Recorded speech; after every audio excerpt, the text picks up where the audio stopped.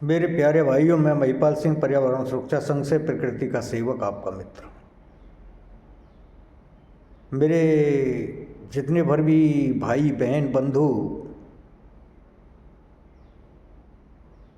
मेरी इस वीडियो को देखते हैं, उनसे प्रार्थना है कि इस वीडियो को लाइक और शेयर करें और हमारे चैनल को सब्सक्राइब करें।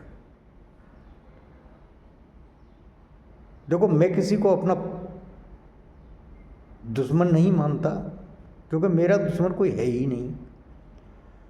तुम सब अब मेरे अपने हो। मैं सबको प्रेम करता हूँ, सबको अपना मित्र समझता हूँ, किसी को दुश्मन कभी समझा ही नहीं। और ये भी एक आश्चर्य की बात है कि 60 साल के होने जा रहा हूँ, लेकिन आज तक कोई दुश्मन नहीं है, क्योंकि दुश्मन किसी को बनाया ही नहीं। मित्रों की गिनती नहीं है, गिन नहीं पाता, लेकिन दोस्तों की गिनती करना बड़ा मुश्किल है। तो हर इंसान मेरा मित्र है, हर इंसान मेरा दोस्त है। तो मेरे प्रिय बंधुओं, मेरे फेसबुक पे लगभग 5000 फ्रेंड हैं और यूट्यूब पे भी फॉलोअर्स हैं और कुछ भाई बहन हैं मेरे। लेकिन बड़ा आश्चर्य की बात है कि जब मैं वीडियो डालता हूँ तो देखने वाले बहुत कम हैं। क्या ये मित्रों की संख्या केवल कहने के लिए मित्र है?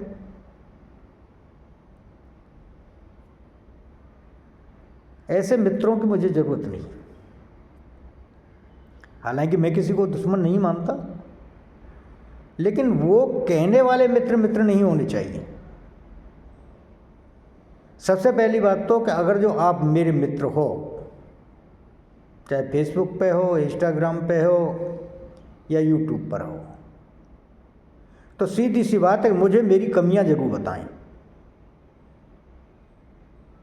मैं अपनी अच्छाइयों की बात नहीं कर रहा हूं। अच्छाइयां तो मैं अपनी जानता हूं, लेकिन मेरी जो बुराइयां हैं उन्हें मैं नहीं जानता। तो मेरे अंदर जो कमी है, मेरे अंदर जो बुराई है, उसे बताने की कृपा अवश्य करें।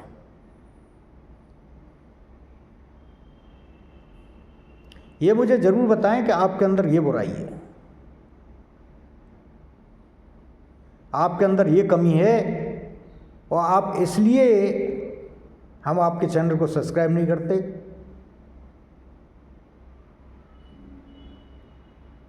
तो ये जरूर बताएं, टिप्पणी में लिख के बताएं कि आपके अंदर ये कमी है। इसलिए आपकी जो वीडियो जाती हैं उन्हें हम पसंद नहीं करते। आपके अंदर ये कमी है, तो ये जरूर अवश्य बता दें। बाकी आपकी इच्छा है, चैनल को सब्सक्राइब करना न करना मेरे बस में नहीं है। मैं आपसे ज़बरदस्ती थोड़ी करा सकता हूँ। आपकी इच्छा है कीजिए, अनिच्छा है मत कीजिए। लेकिन इतना तो कर ही सकते हो एक मित्र होने के नाते कि मुझे मेरी गलतियां अवश्य बता दें कि आपके अंदर ये कमी है। अगर तो कोई वीडियो देखो मेरी और देखने के बाद में उसमें जो है का निष्कर्ष निकालो कि आपने ये बात गलत कही, आप इस चीज़ में सुधार कीजिए, मैं सुधार करूँगा। ये मेरा आपसे वायदा है। तो प्रिय मित्रों, आज मैं आप लोगों के बीच में एक ऐसा सब्जेक्ट लेके आया हूँ जिससे लगभग मुझे ऐसा लगता है कि अधिकतर लोग पीड़ित हैं। मैक्सिमम लोग पीड़ित हैं इस रोग से, जो मैं आपके लिए आज लेके आया हूँ टॉपिक। वो सब्जेक्ट, वो विषय, वो है जख्म। जख्म मतलब अपनों के द्वारा पहुंचाई हुई चोट। जख्म दो तरीके के होते हैं। एक जख्म रोग की वजह से होते हैं, जो चर्म रोग हो जाते हैं, फोड़ा फुंसी वगैरह होते हैं, उससे जख्म बनते हैं। एक चोट लगने की वजह से जख्म बनते हैं। जो आपके शरीर पर दिखाई देते हैं, चाहे वो चोट किसी ने मारी हो या किसी कारणवश आपको लगी हो, चाहे वो अपनों ने से लगी हो या गैर से लगी हो। वो जख्म हैं जो आपके शरीर पे हैं, वो दिखाई देते हैं जमाने को। उसे आप दवाओं और मरहमों से सही कर सकते हो, भर जाते हैं। लेकिन कुछ जख्म ऐसे होते हैं जो कि दिल पे लगते हैं, वो दिखाई नहीं देते और नासूर बन जाते हैं। ऐसे जख्म भी दो तरीके से मिलते हैं, एक तो दूसरों के द्वारा और एक अपनों के द्वारा। जो दूसरों के द्वारा दिए हुए जख्म हैं, उनको भरने में वक्त नहीं लगता, कि उस समय उन जख्मों को भर देता है। आप उस इंसान से दूर हो जाते हो, भूल जाते हो तो आहिस्ता आहिस्ता वो जख्म भी भूल जाते हो। लेकिन जो अपनों के द्वारा दिए हुए जख्म हैं, वो कभी नहीं भरते। क्यों? ऐसा क्यों? ऐसा इसलिए कि वो अपनों से दूर कभी हो नहीं सकते। आप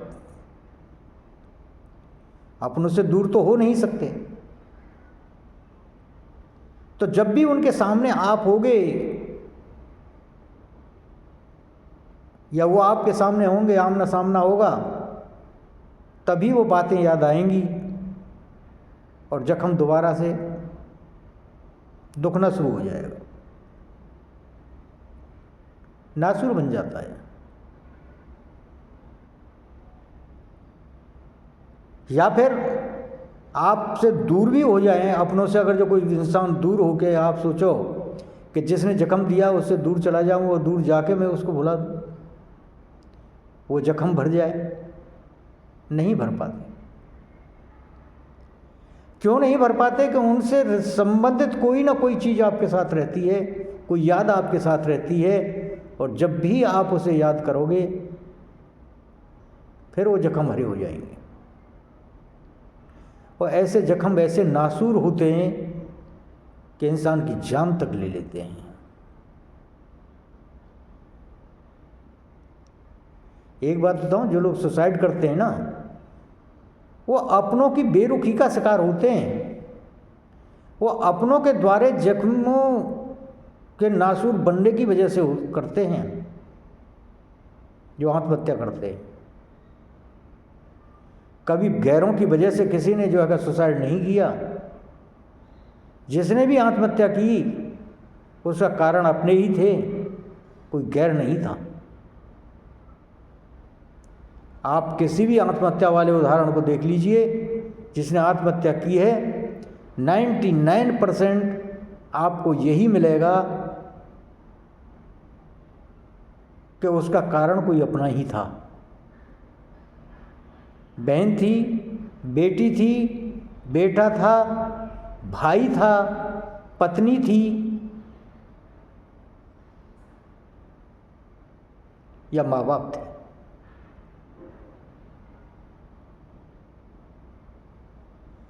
कारण बड़ा अजीब होता है कि जब इस तरीके से ये रिश्ते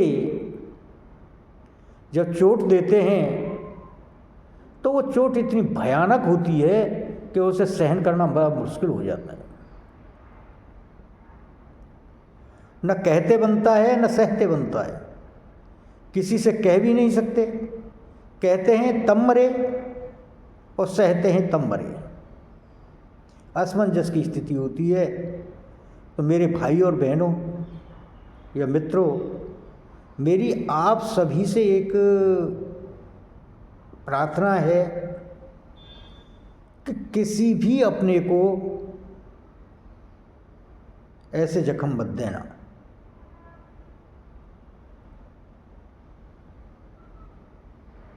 ऐसे जख्म मत देना। अगर जो किसी कारणवश कोई कहासुनी होती है और आपसे कोई ऐसी भूल हो गई जिसकी वजह से आपका कोई आहत हुआ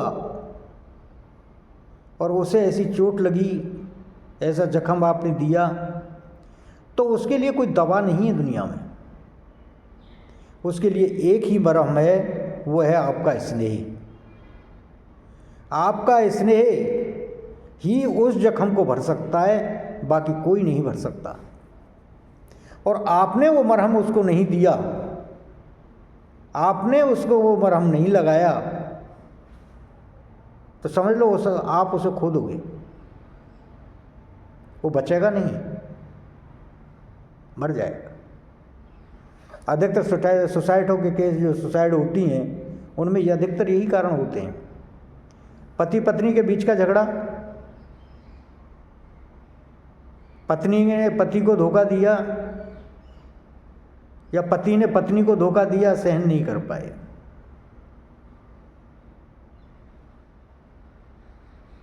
आत्महत्या कर ली। या बेटी ने बाप को धोखा दे दिया। बेटी बाप को धोखा कैसे देती है आप जानते हैं ना, मेरे को खुले शब्दों में कहने की ज़रूरत नहीं है, लेकिन मैं आपको बता दूं कि बेटी बाप को धोखा देती है तो केवल एक ही कारण होता है, वो कारण होता है इज्जत। कि जिस बाप या माँ जिस बेटी को बड़े लाड़ प्यार से पालते हैं और वो उनकी शान में गुस्ताखी कर दे तो कितना भारी जख्म लगता है, सहन नहीं कर पाओ। सेम केस इस तरीके से बेटे और बाप का भी है, माँ बेटे का भी है, और पति पत्नी का भी है, और भाई बहन का भी है। और वो ऐसी स्थिति बढ़ जाती है, ये भी आपको पता होगा कि कई बार जो है बाप बेटी का कत्ल कर देता है। क्यों? क्या समझते हो? वो आसानी से कर देता है क्या? कि आदमी अपनी औलाद का अगर जो कत्ल करता है ऐमे नहीं कर देता, उससे पहले वो खुद मर जाता है। खुद मर जाता है, उसके बाद ही ऐसा कदम उठाता है, उसकी सामाजिक मौत हो जाती है। जो इज्जत, आबरू, जो रेपुटेशन उसने जीवन पर बनाई, जो साख उसने बनाई थी, उस साख पे जब बेटी जो है चोट कर देती है ना, तो वो इंसान तिल मिला जाता है।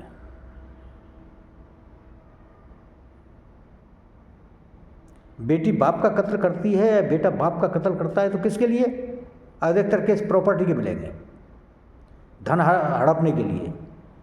लेकिन माँ या बाप अगर जो बच्चों का जो है इस तरीके से कत्ल करते हैं तो सीधी सी बात है, उनकी शान पे जब बनाती है, उनकी इज्जत पे जब बनाती है, तब वो ऐसा कदम उठाते हैं। भाई अगर जो बहन के साथ में ऐसी जो है गुस्ताखी करता है, यानी कि उसके मर्डर की, तो वो भी केवल इज्जत की वजह से ही कर सकता है। बहन भाई का कत्ल करेगी तो प्रॉपर्टी के लिए करेगी, ये सीधा। देखो मैं स्पष्ट कहता हूँ, मैं भी भाई बहनों और बच्चों वाला हूँ, मेरी भी बेटी हैं, मेरे बेटे भी हैं, माँ बाप भी हैं और भाई बहन भी हैं। लेकिन जो सच है वो सच है। तो ये जो रिश्ते हैं ये बड़े अनमोल होते हैं। कितने भी बुरे से बुरा इंसान हो, जब वो उसकी साख पे बनती है ना, तो वो तिल मिला जाता है। एक चोर रोजाना चोरी करता है, लेकिन उसकी औलाद ही अगर जो उससे कहने लगे तू चोर है,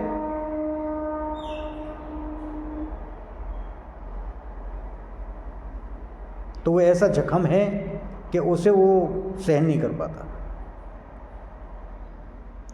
एक माँ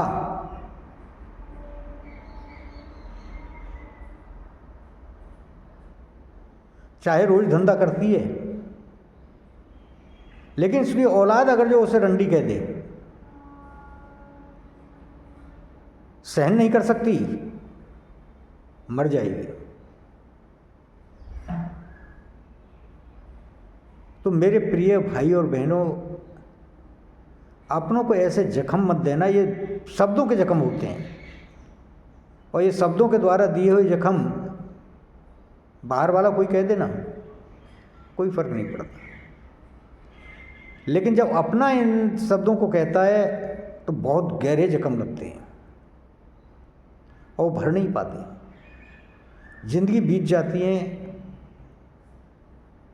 जीवन खत्म हो जाते हैं, लेकिन जख्मों को लेके लोग जीते तो हैं, किसी बस कारण बस जीते भी हैं, लेकिन वो जीना नहीं, मौत से बदतर होता है। कितना दर्द होता है जब अपना कोई धोखा देता है या अपना कोई जो है इस तरीके से व्यवहार करता है जिसके लिए आप जीते हो, जिसके लिए आप सर्वस्व न्यौछावर करते हो, और वही जब आपको ऐसे तरीके की शब्दों से चोट पहुंचाए, आपको जख्म दे, तो क्या गुजरती है। अगर जो आपके साथ भी ऐसा हुआ हो तो आपको अच्छी तरह पता होगा, लेकिन शायद अनजाने में, अभी अनजान हो गए आपने उसको गौर नहीं किया। लेकिन समझोगे तो पता चलेगा कि क्या हो चुका है।